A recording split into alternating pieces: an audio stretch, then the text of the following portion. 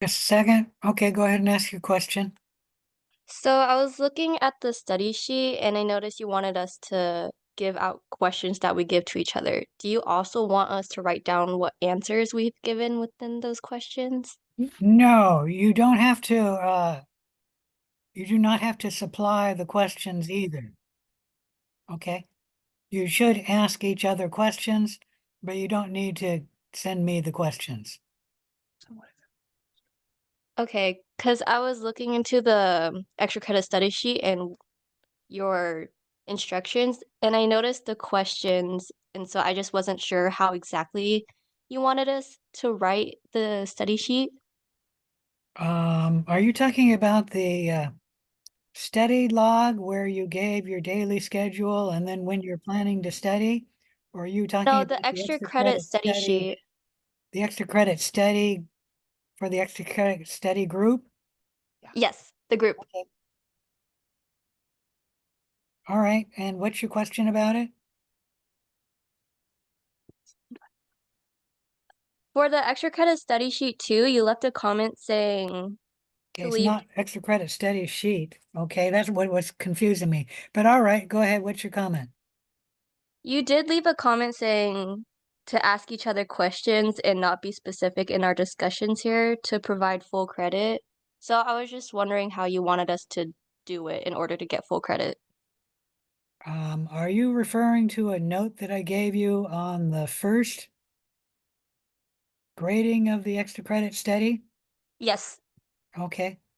Um, so you don't need to give me the questions. I just want to know that you're actually asking questions. So all you Oh, need to do is say, we covered this material, like chapter 1, and talked about the history of microbiology and the people who discovered things in microbiology. And we asked questions about it, and people answered whatever. You don't need to say what the questions were. Like I said, you only need to discuss this in like about 2 sentences. okay. Thank you. Okay. All right. Any other questions before we begin? I guess I'll leave that up because I'll need that for the lab later. Ah, I shouldn't have done that. That stupid thing comes up. All right, let's begin. I'm assuming you guys can hear me because we had a discussion here. Let me make sure I'm recording. I am. Let me share my screen again. Oh shoot, what the heck's wrong with this share? The share has gotten all changed and so it's a little confusing to me. 125. Today is January 25th. We're supposed to be starting chapter 3, observing microorganisms, and we're actually on schedule.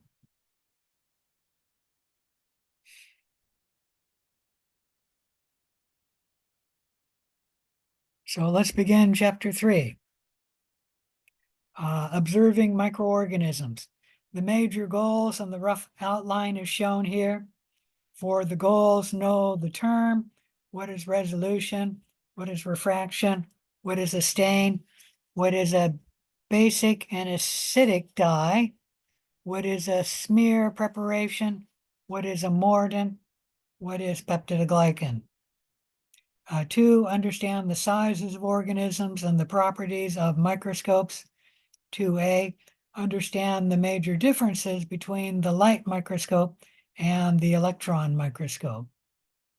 3, understand why staining improves resolution, and know that there are 3 types of stains: a simple stain, a differential stain, and then special stains. And then 3B, understand the Graham stain, its procedure, and the basis of its differential staining. Any questions about any of that?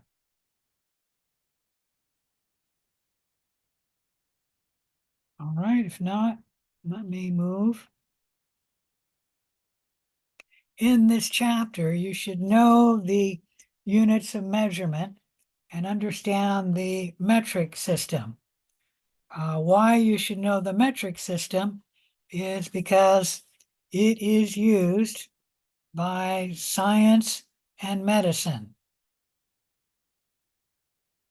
With the metric system, it's actually a simple system to use once you learn it because it's based on the power of 10. So for the standard unit of measurement, we have a meter. Let me see if I can blow this slide up.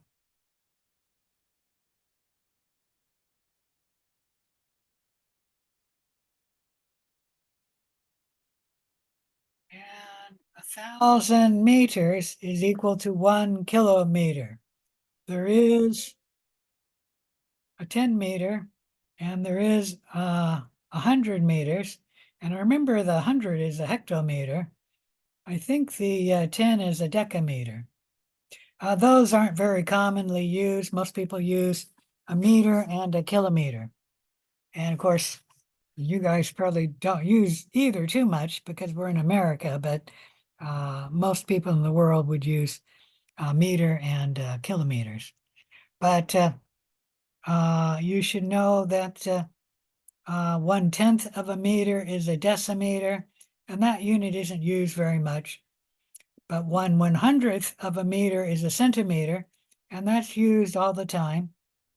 And then 1,000th of a meter is a millimeter, meaning 1,000 millimeters equal 1 meter. And the millimeter is used, it's actually the smallest unit of measurement on a ruler. I'm trying to get my ruler here and then I could show you. But anyways, the smallest unit on the ruler is a millimeter. A micrometer is 1/1,000,000th of a meter. So you have 1,000,000 micrometers in 1 meter. And the micrometer is used all the time in microbiology because a cell is around 1 to 2 micrometers. So it's the size we see under the light microscope, at least with bacteria. The nanometer is, there's a billion of them, or 1 times 10 to the 9th of them in a meter. And the nanometer size is what we see under the electron microscope. And then there is something used smaller than that, the picometer, but most people don't use the picometer. And that's 1 times 10 to the 12th picometers in a meter. So you are expected to know the metric system.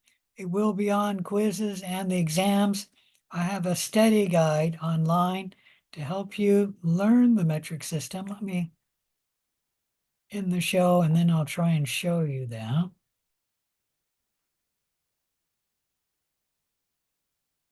Yep, I'm not in the right place. I think it's week 3 lecture.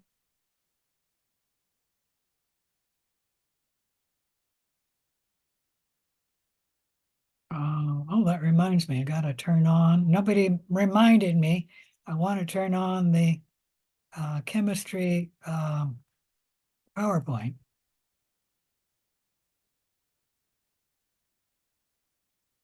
It's not actually a PowerPoint, it's a PDF file, but it's the same thing, showing you the PowerPoint. All right, so in week 3 lecture, here are some quizzes which will help you with the metric system. Measures of quantitative assessment metrics quiz. And this actually opened. I'm surprised that opened in in Canvas. Usually in the past it didn't allow you to. I'm going to click this, Liz, and then I'm going to go out of Canvas. And I think you click start here. You don't need to create your own quiz. And then you get the questions. So select the base unit of metric system for length. I've already told you that. That's a meter. And if it's right, it will tell you. And if it's wrong, let's do one that's wrong. I have no idea what this is. Let's close that down. Something went there. I hit the wrong thing. You don't want to hit that continue button, sorry. Next, don't hit the continue button, hit the next button. I'll select the base unit of a metric system for volume. I'm going to select the wrong answer. The correct is liter. I'm going to select meter, and it'll submit my answer. It'll tell you wrong. Liter is the correct answer, and the meter is red. The X is wrong. So that's how you work this quiz. Like I said, in this thing, be very careful of the buttons you click because you don't want to download something you don't want, like the next and the download.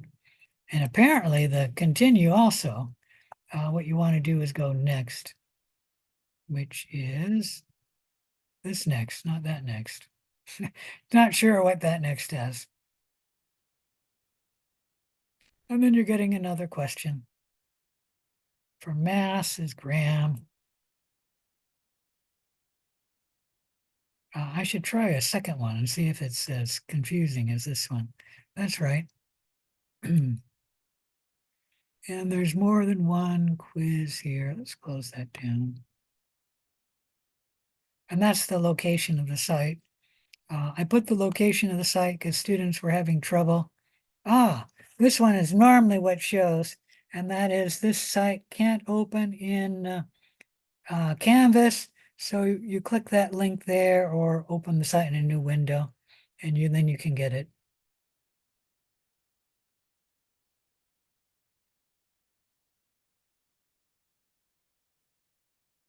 I'm not sure if this is working or not.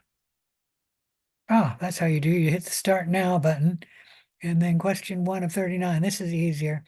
Long distances are measured in kilometers.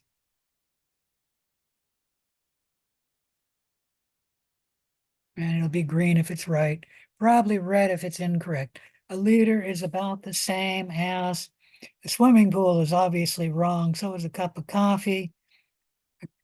Milk isn't quite right. A gallon is bigger than that. Half of a 2-liter bottle of soda. I'm not sure how much a 2-liter bottle of soda, well, that would be right. Half of a 2-liter bottle of soda would be 1 liter. So that's the correct answer. I'm going to select the wrong answer, a gallon of milk,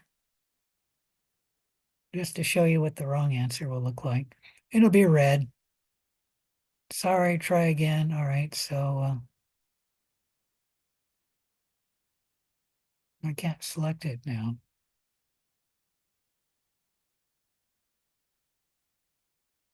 All right, let's just get out of here. But this one is easier in that there's not so many things not to click. And close this again too.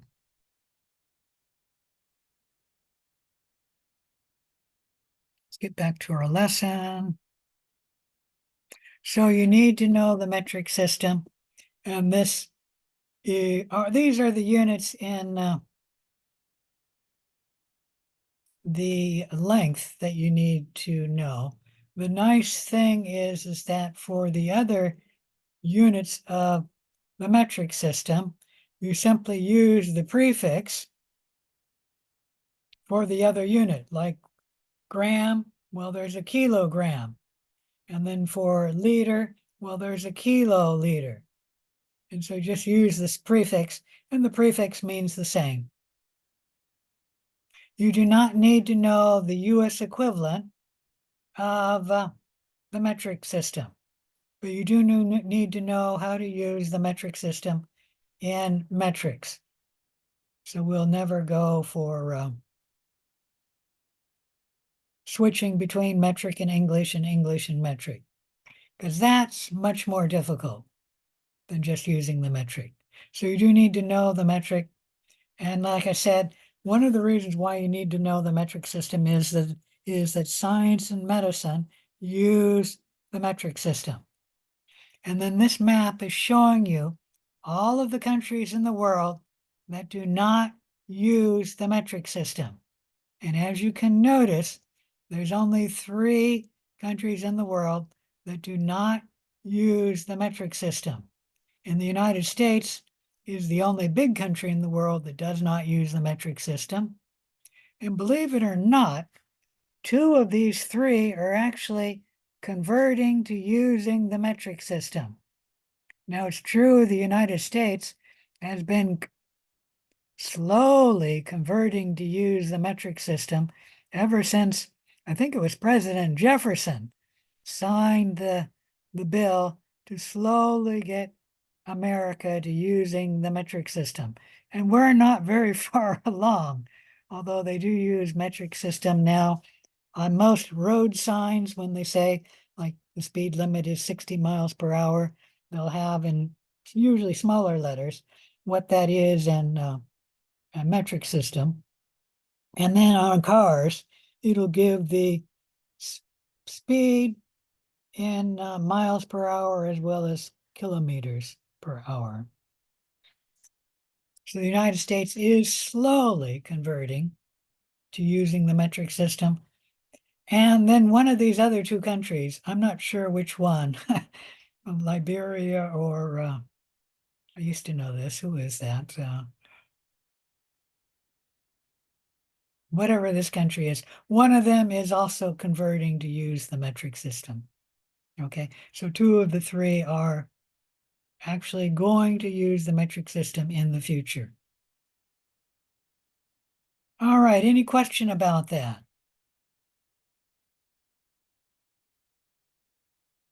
So when we're talking about the typical sizes of microorganisms, you should know that eukaryote cells typically range, and then this is sort of an average, not all the cells, typically range from 10 micrometers to 500 micrometers.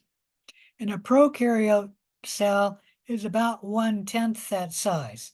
Their cell size, the average is actually 1 to 3 micrometers, but this is going a little bit on the long side. Prokaryote between 1 and 10 micrometers.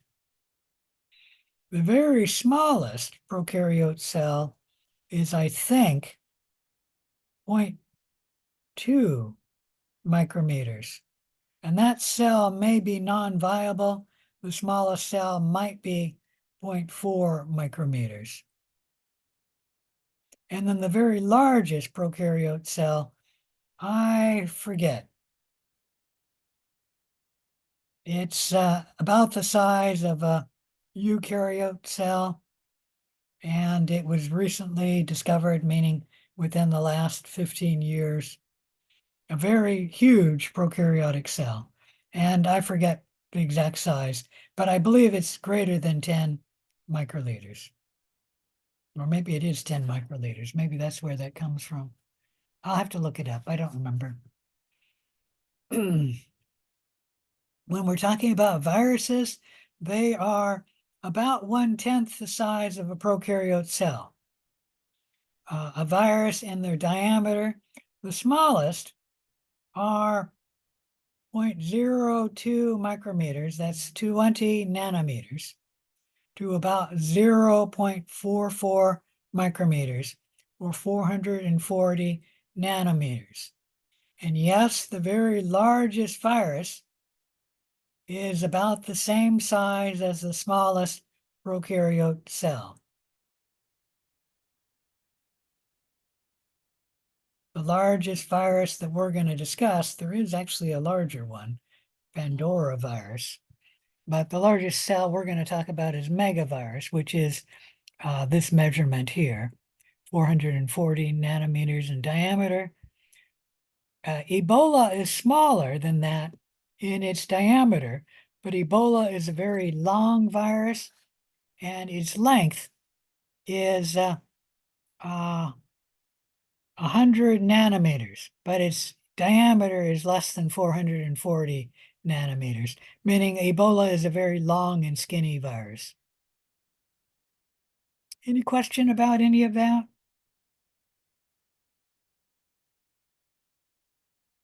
right. So this once again is the size of things that you need to know. You do need to know the relative rank of the size of things. So you got a person, the largest thing we're going to talk about. We're not going to talk about things larger than a person. And then a egg, turkey, chicken egg, and then a frog egg, which is about the smallest thing you can see with your unaided eyes. And then we have most eukaryote cells, and then prokaryote cells, which you need to see with the light microscope. Smaller than a prokaryote cell are most viruses. Like I said, the very largest virus you can actually see with the light microscope, but that's the exception, the very largest virus. Most viruses you need an electron microscope to see. And then smaller than a virus are large molecules like proteins, large lipids, and then smaller than that, small molecules like water, smaller than that, atoms. And then this is the size of the things. You don't need to know the size. Let me point out again that this is a mistake in the graph. That shouldn't be 1 micrometer, it should be 1 millimeter. And that's about the size of a frog egg. Any question about any of that? All right, so you should know the light microscope. In our labs, we have a compound light microscope. That is a microscope that has 2 or more magnification lenses. The 2 lenses which magnify are the ocular lens right here and the objective lenses right here. The total magnification is the power of the objective lens times the power of the ocular lens. For ocular lenses, all of the microscope in the microbiology lab magnify 10 times, 10x times. The best compound light microscopes and the most expensive magnify 20 times in the ocular lens. Typical microscopes, including all of the ones in the microbiology lab, have 4 objective lenses, the 4x lens, the 10x lens, the 40x lens, and the 100x objective lens. Any question about any of that? All right, you should know most of the parts of this microscope. You don't need to know about the prism.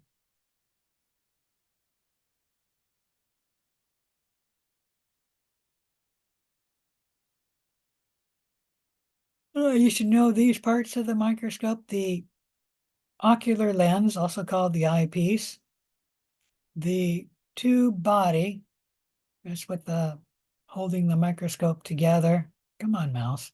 Tube body. This is the arm. Right here, you carry the microscope with the arm. And these microscopes actually are what our microscopes in the lab looks like. You should know the objective lenses, the stage clip, which you can barely see right there.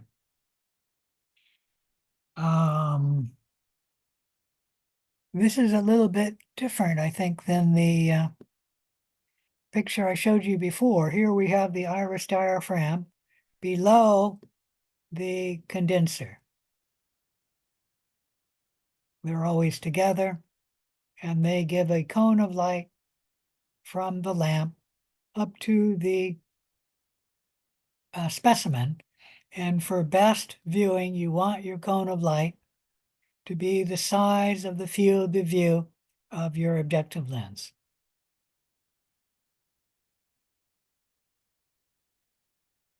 The illuminator or light source or lamp right here, the coarse focusing knob, and then the fine focusing knob. Here is a simple microscope. It's actually one made by Antony van Leeuwenhoek. And a simple microscope only has one magnifying lens right there. It's really just a super duper magnifying glass because it has one lens.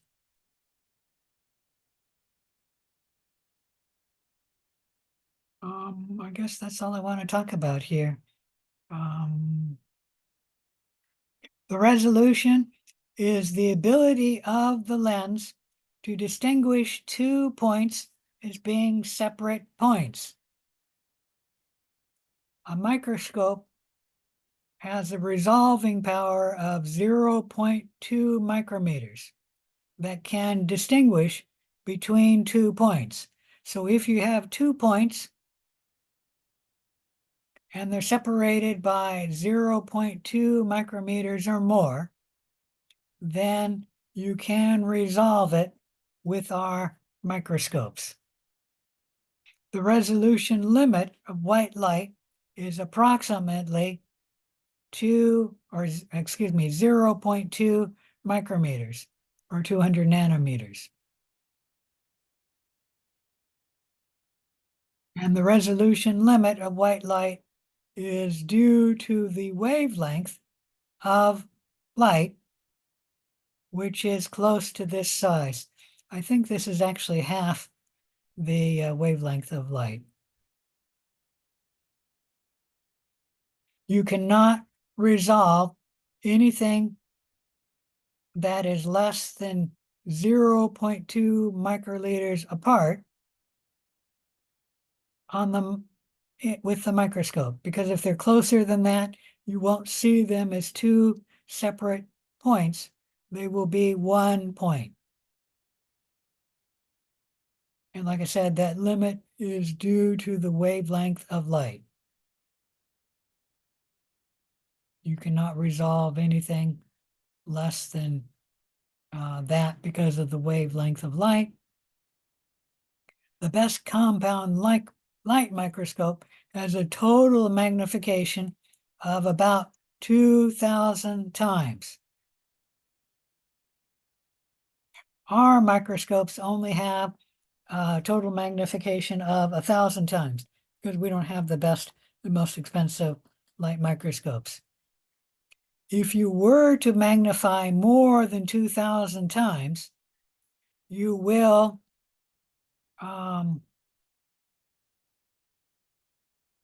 it'll be empty magnification because 2,000 times brings the resolution limit down to 0.2 micrometers.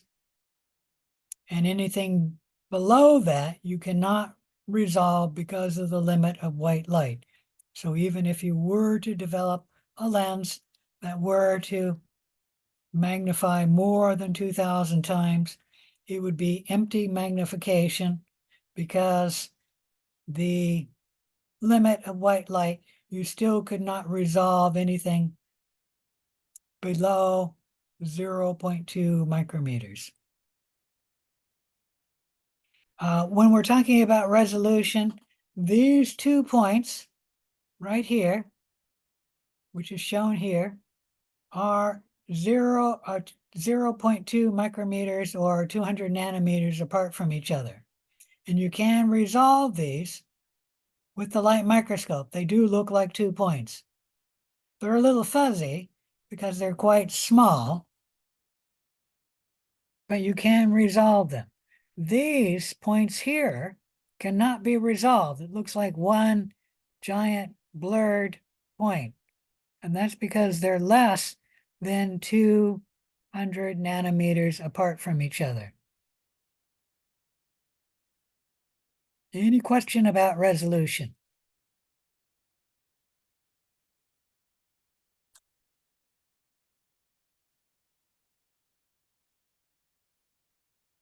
All right, let's talk about refraction.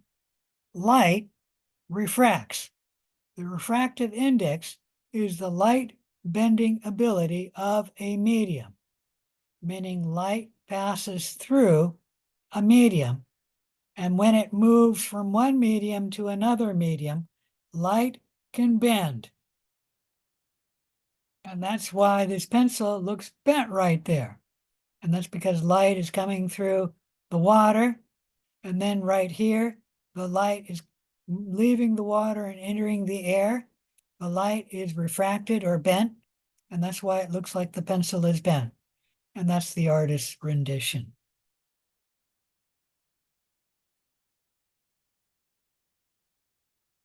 Refraction is extremely important for life because when the bird sees the fish, which is actually in this position here, and this bird is trying to catch the fish to get a meal, the bird will see the fish here because of the refraction of light, meaning the fish will appear to be in a different position from where it really is because of the bending of light. And light will bend whenever it leaves one media or medium and enters another medium. So light will refract at the interface between the water and the air. The fish, of course, knows that, the bird knows that the fish isn't actually here, that it's here. And for birds, that's actually instinctual. They just know that when they see it here, that they gotta catch it here. And so it'll put its feet down further than there. Any question about refraction or the importance of refraction to life? All right, let's talk a little bit about refraction. When we have light coming from a light source and entering the glass slide, if the light then enters the air, it will be refracted at the interface of the slide, the glass slide, and the air. The reason for using oil is that oil has the same refractive index as glass, so that when the light leaves the glass and enters the oil, the light will not be refracted. And in reality, the light will leave the glass here, enter the air, and be refracted there, meaning bent there. And then the light once again will leave the air and enter the glass of the objective lens. And so it'll be bent there as well. Whenever light is changing media, as long as the media has a different refractive index, then the light will refract, and that means it'll be bent. And when light refracts, it will be refracted at different angles depending on which ray we're talking about. For this ray here, light refracts the light so strongly that the light doesn't even get out of the glass slide, or at least not this side of the glass slide. And this array of light is bent strong enough that when it is bent, it will not be captured by the objective lens. This one will be bent here, and it will be captured by the objective lens, and so it'll be bent once again at the interface of the glass of the lens and the air. That light ray is not being bent, so it's not refracted. And then all of these light rays are not bent because the oil has the same refractive index as glass. You'll note that if we use oil, then the objective lens will capture more light coming from the image than if we don't use oil, meaning this light ray there is not captured by the objective lens, but if we add oil, that light ray will be captured by the objective lens. So if you add oil, that allows the objective lens to capture more light, and that will improve the resolution.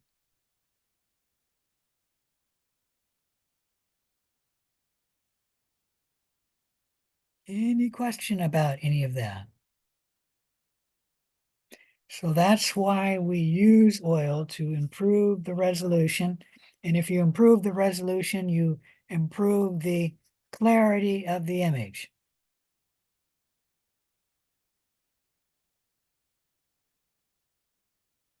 Lights reduce the refraction, or in reality, for this example, it eliminates the refraction, which is a reduction, but it's just the extreme reduction, allowing the lens to capture more light, and that will improve the resolution. All right. When we're using a light microscope, we normally are using bright field illumination. Bright field illumination is when the light leaves the light source and comes through the specimen. Let me blow this up so I can see it better. Comes through the specimen, and then the light will be captured by the objective lens. The object will be somewhat dark against a light background. And that's what we have in our light microscopes in the microbiology lab. You will be tested on bright field illumination. For dark field illumination, you should only know the concept. You will not be tested on the details. Dark field illumination differs, and that is the light coming directly from the light source is blocked by a disk. So no light is directly coming from the light source, coming to the specimen, and then being collected by the objective lens, because that light is blocked by an opaque disk. However, there is light coming from the lamp source that will come and be go through the specimen and be refracted by the specimen, and that light that's refracted will be collected by the objective lens. So this is trying to show it here. Light coming through the specimen is the blue ray, and it will be refracted, and that will be collected by the lens. The light, which is coming from the lamp source directly, is blocked by the opaque disc, and so none of that comes through the specimen, and it will not show up in the specimen. And that's why the background of the slide appears dark, and that's because there's no light there. It's blocked by this opaque disc.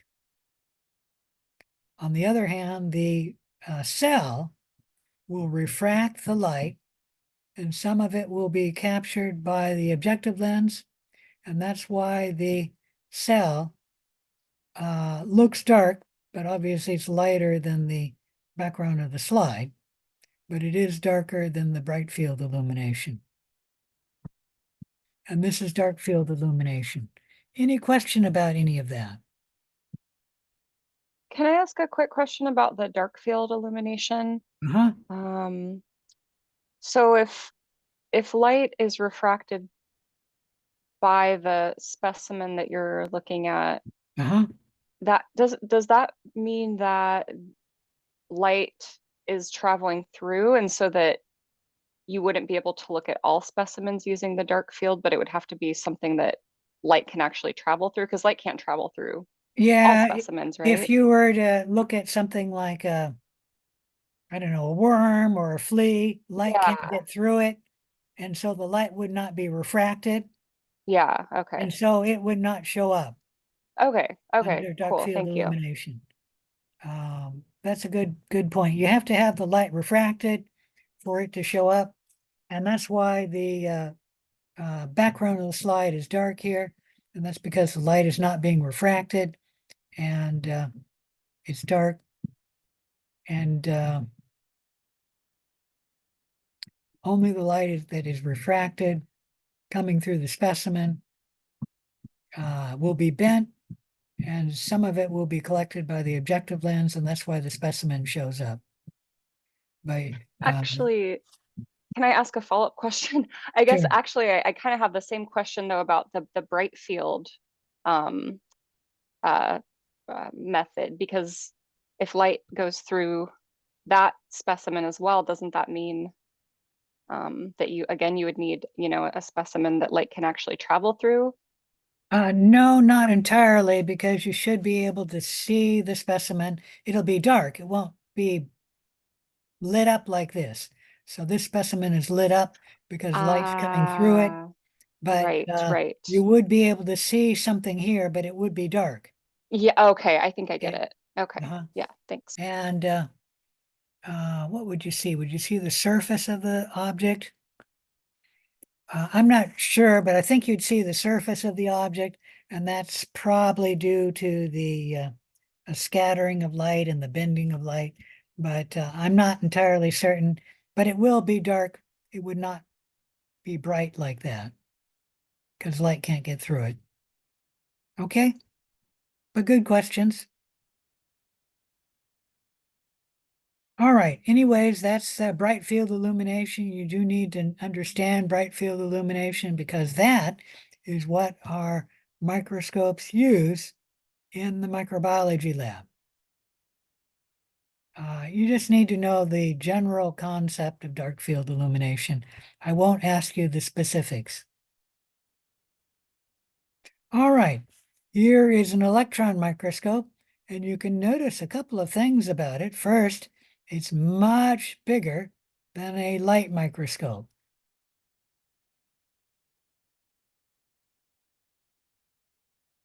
The electron microscope also differs than the light microscope, and that is electron microscope is not using light to view the image, and the light microscope is. You're viewing the image with an electron microscope by using a beam of focused electrons. So you have an electromagnetic lens. The electron microscope uses electrons which have a shorter wavelength than the wavelength of light, and this gives greater resolution, and you can also magnify the image many times more than with a light microscope. The electron microscope allows for examination of small cells, viruses, internal cell structures, and the very smallest thing you can observe is an atom with an electron microscope, at least with certain electron microscopes. There are two main types of electron microscopes. There are other types, and we actually will talk about 4 types, but you need to know these two. The transmission electron microscope, which is shown here. Let me blow this up. And then the scanning electron microscope, which is shown here. What do you notice between the two types, main types of electron microscopes? What do you notice that's different between this picture and that picture? The transmission one is showing like the inside of the virus. And the Yes, other one's the just showing the cell. surface. Yeah, the scanning electron microscope shows only the surface of the specimen. The transmission electron microscope shows you inside the specimen. There's one other difference between this transmission electron microscope and the scanning electron microscope. You kind of have to look. We can see the Look for- background. Oh, No, I'm not sure what that is in the background, but it's not really the background. Take a look at this shape here and this shape there. And what do you notice the difference between what you're seeing here and what you're seeing there? Is it the 3D Yes, difference? yeah. The scanning electron microscope shows the image in 3D. The transmission electron microscope only shows the image in 2 dimensions. So this is exactly one plane through this specimen. You're not seeing higher than this plane, and you're not seeing lower than this plane. Any question about any of that? All right. Once again, the scanning electron microscope showing an image in 3 dimensions, and then the transmission electron microscope showing an image in 2 dimensions. Any questions about the scanning and transmission electron microscope? All right, this is a third type of an electron microscope, a scanning tunneling microscope.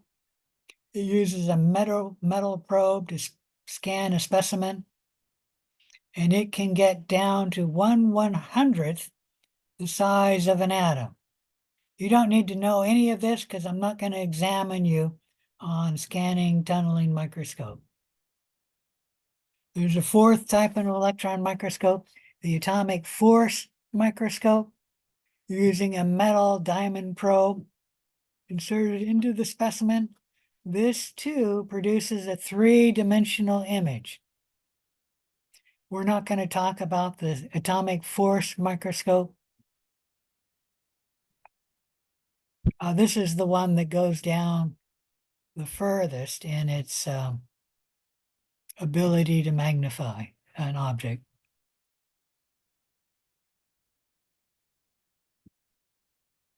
All right, here we're looking at 2 types of specimens, cells over here and cells over there. Which of the cells are easier to view?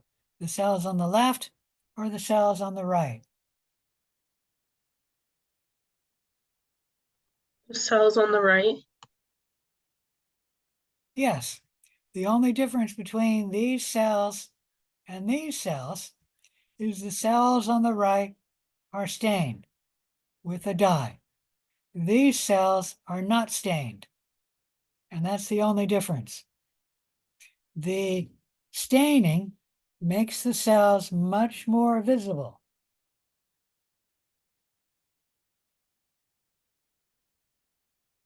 With bright field microscopes, most microbes are colorless and have little contrast between the slide or the medium and the cell. And that's why these cells here are not showing up very well. And that's because there's little contrast between the cell and the background of the slide. To see cells, because they have little contrast with the slide, you really do need to either stain them, and we're just going to leave it at staining because I don't want to talk about phase contrast microscope. You can read about it, but I'm not going to quiz you on it, so I don't want to talk about it. So to see them better, you really need to stain the cells. When you stain the specimen, you're coloring the specimen or the background, meaning the slide, and leaving the specimen uncolored. And that increases the visibility by increasing the contrast between the specimen and the background of the slide. That is all staining does, increasing the contrast between the cell and the background, which is the glass usually, of the slide. How you stain the cells is first you make a smear. And for a bacterial smear, it's a very thin film of solution of microbes on a slide, specifically of bacteria. But you could make a a yeast smear. I've never heard of a viral smear, but I suppose that's possible. And then you could have another eukaryote smear.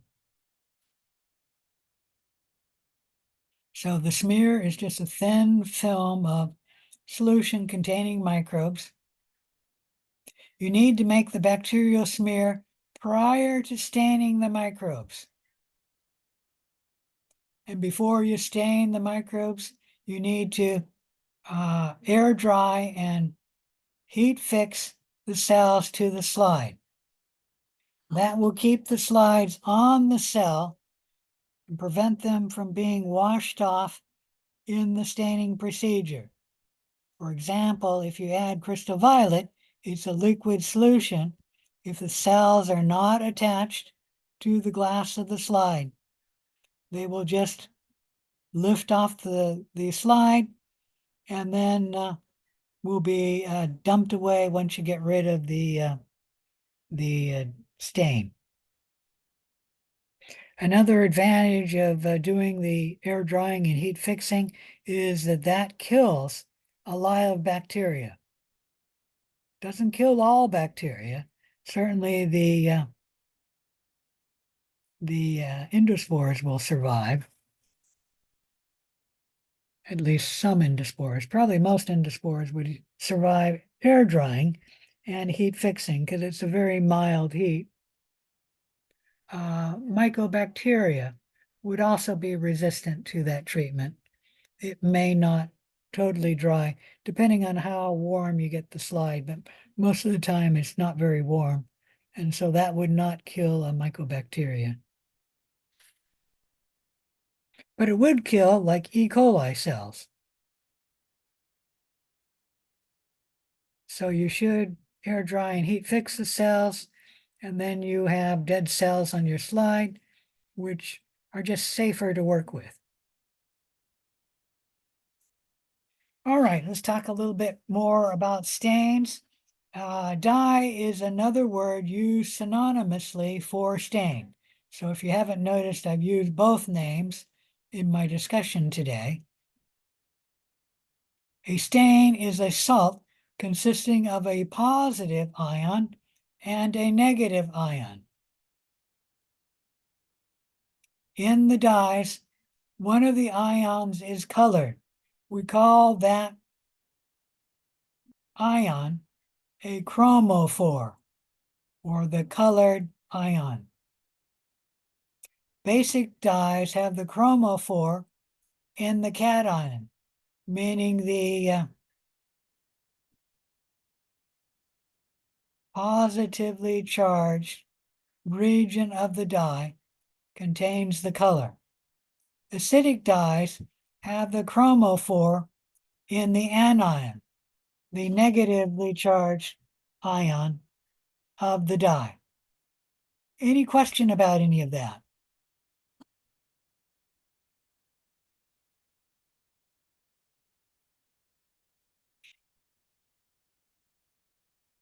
All right, bacteria have a slightly negative charge. Therefore, basic dyes are better at staining the bacteria cell because the basic dye has a positive charge and it'll be attracted to the slightly negatively charged bacteria. Acidic dyes, on the other hand, will be repulsed from the slightly negatively charged bacteria because an acidic dye has a negative charge. Some examples of basic dyes that are commonly used in microbiology include crystal violet, methylene blue, malachite green, and safranin. And we've talked about all of these, but particularly the crystal violet and the safranin are used in the gram stain as well as many other places. Although they may not be used together, but they are used in different places.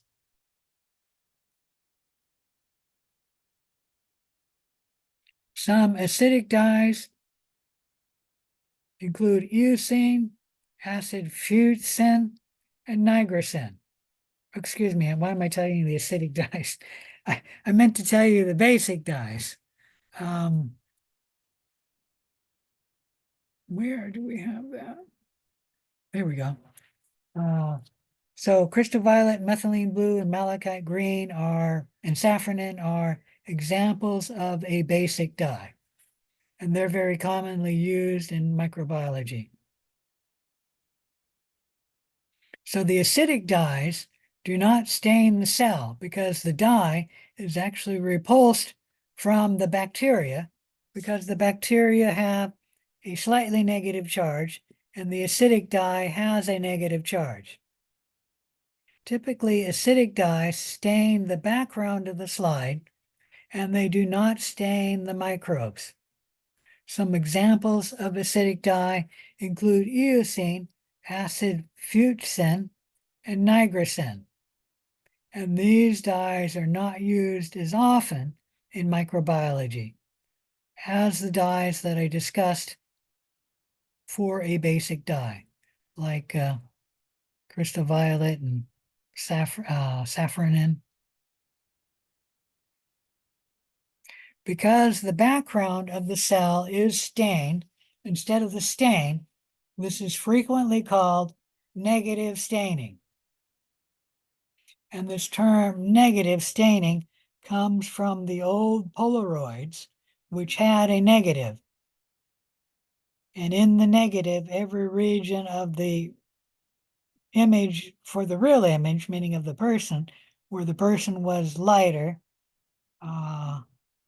or the photograph was lighter, in the negative, the area would be darker. And that's why it's called the negative stain. Any question about any of that? All right, here are a picture of a basic stain, and there's a picture of a negative stain. You can see that the basic stain stains the cells, and then the negative cell stain is staining the background of the slide. But both stains do make the cell show up very nicely. So you can easily see them. There are three main types of stains. There's the simple stain, the differential stain, and the special stain.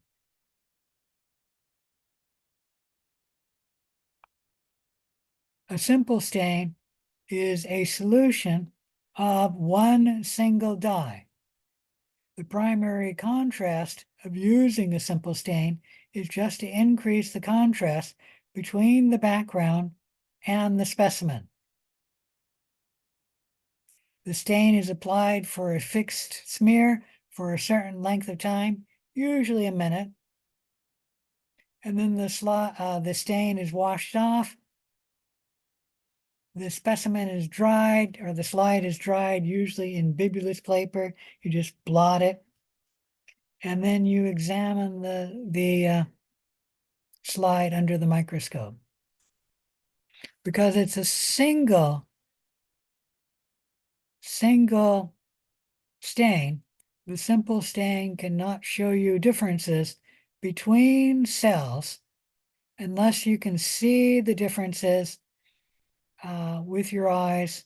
And the main exception is the different type of bacteria.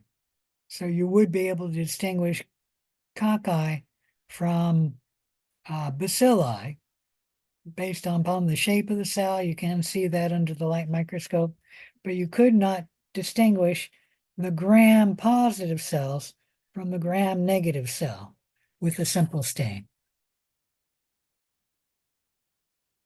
A mordant may be used in the stain. A mordant intensifies the stain. So the mordant is not a stain. It simply increases the affinity between the primary stain and the specimen. So in the gram stain, the primary stain is the crystal violet. The mordant may also coat the specimen to enhance it, and thereby making it easier to see by increasing its size when you have more than one layer. You increase the size, and then that'll make it show up on the light microscope. An example of a stain that does that is the flagella stain. The flagella stain, I should mention, is not a simple stain because it's a special stain. It specifically stains the flagella. We'll probably talk a little bit more about that in a little bit. All right, let's talk about the differential stains. They are a stain that reacts differently with different kinds of microbes. So you can distinguish between two types of microbes, assuming the types are different, like the gram-negative cell differs from the gram-positive cell. The differential stain usually uses two different dyes, but that is not required for the differential stain.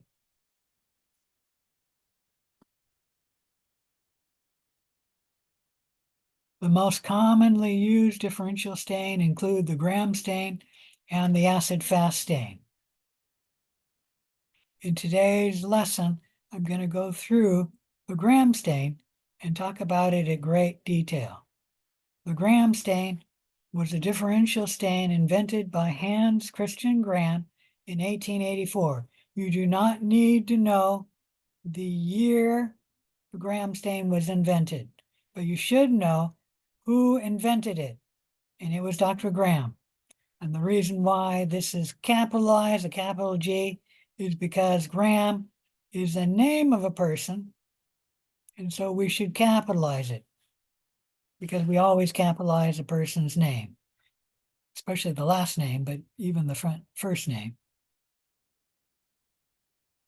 It was a very useful stain in bacteriology because the Gram stain could classify bacteria into two very large groups, the gram-positive bacteria and the gram-negative bacteria.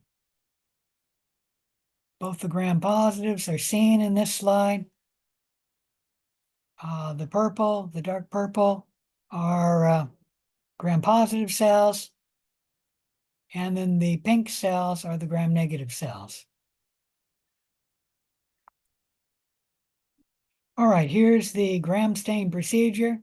First, you make a bacterial smear on a glass slide. This bacterial smear is not a portion of the staining procedure.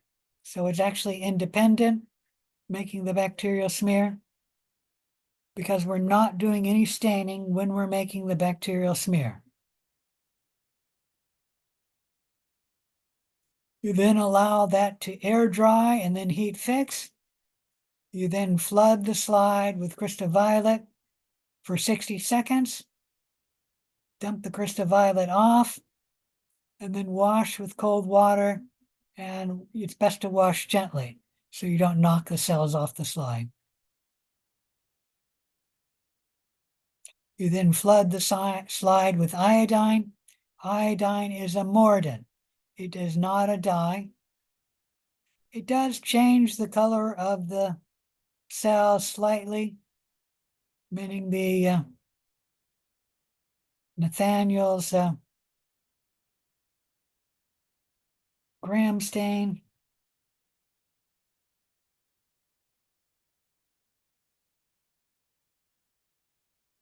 before adding the iodine would be a blue purple color, and then after the iodine the color will change and it'll be a little darker color, slightly purple color.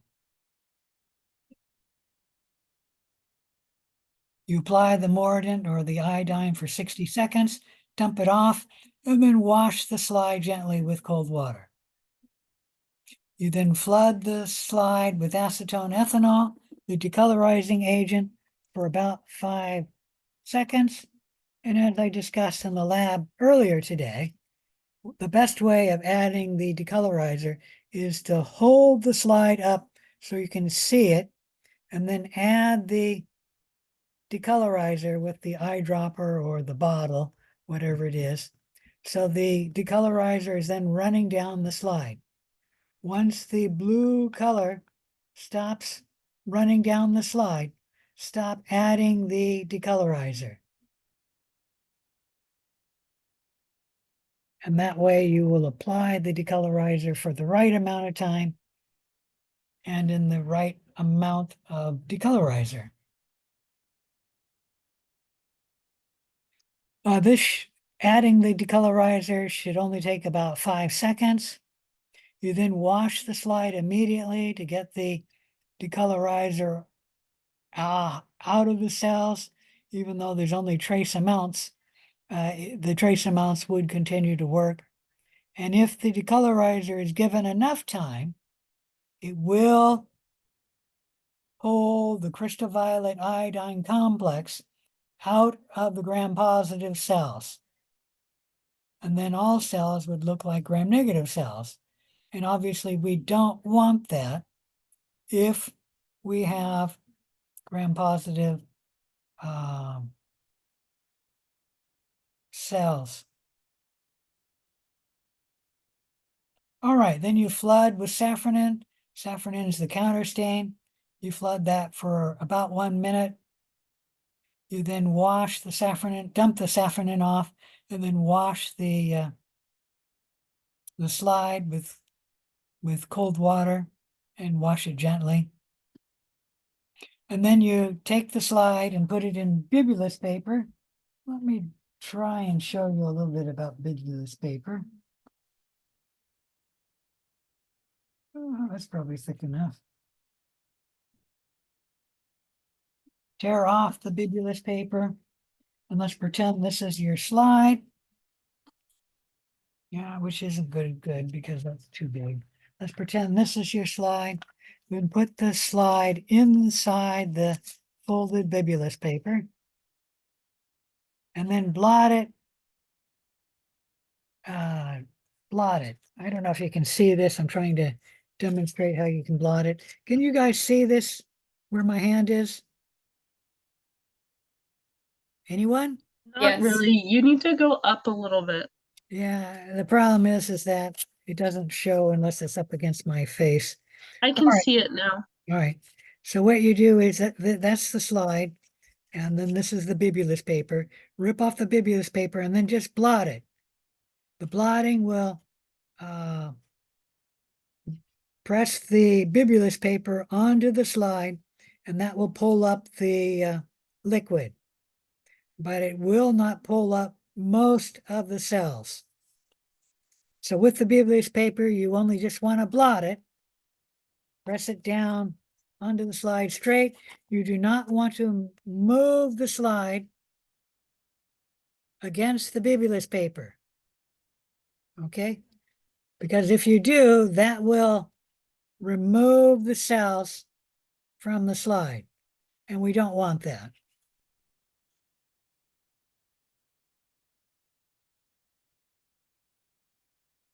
And then you can examine the slide under the microscope, even with oil. The small traces of water left on the slide or the cells will not interfere with your ability to observe using the light microscope. Any questions about any of that? All right, in the gram staining procedure, first you apply the crystal violet. That will stain both gram-positive and gram-negative cells purple, and this color will be a blue-purple color. Then you apply the iodine, leave it on for a minute, dump it off, wash it off, and the iodine will color all of the cells, the gram-negative and the gram-positive. So there's no difference in coloration here.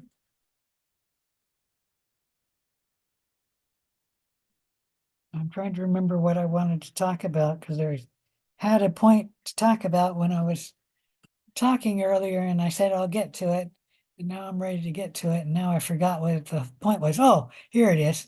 The after you add the iodine, the cells will be a little darker stained, and that's because the crystal violet iodine complex is a larger molecule than crystal violet alone. So the cells will generally be a little darker, and you can see materials inside the cell a little better than you can with the adding of the primary stain, which in this case will be crystal violet. So the gram-positive cells will stain purple, but it'll be a purple color, not the blue purple color. And then the gram-negative cells will be the same color, a lighter purple color, but not the dark purple of the gram-positive cells, and neither are they the red color of the gram-negative cell. Even though they are gram-negative cells, at this point, the cells are all staining the same. You then decolorize the slide, applying either alcohol acetone or alcohol acid, or maybe just 95% alcohol. Is that right? Is it 95% or 70%? I used to know that. I think it's 95%. Anyways, the decolorizer will remove the crystal violet iodine complex from the gram-negative cells, so they will look clear. The gram-positive cells will not have the crystal violet removed, and so these cells will stain purple.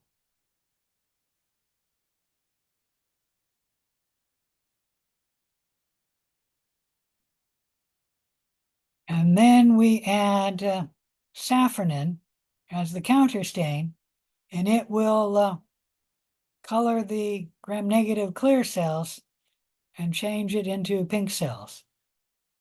Any question about any of this?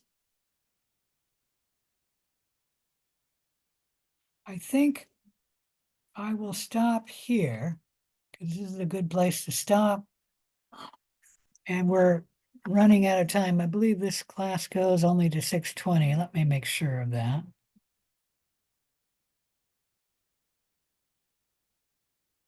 Yep.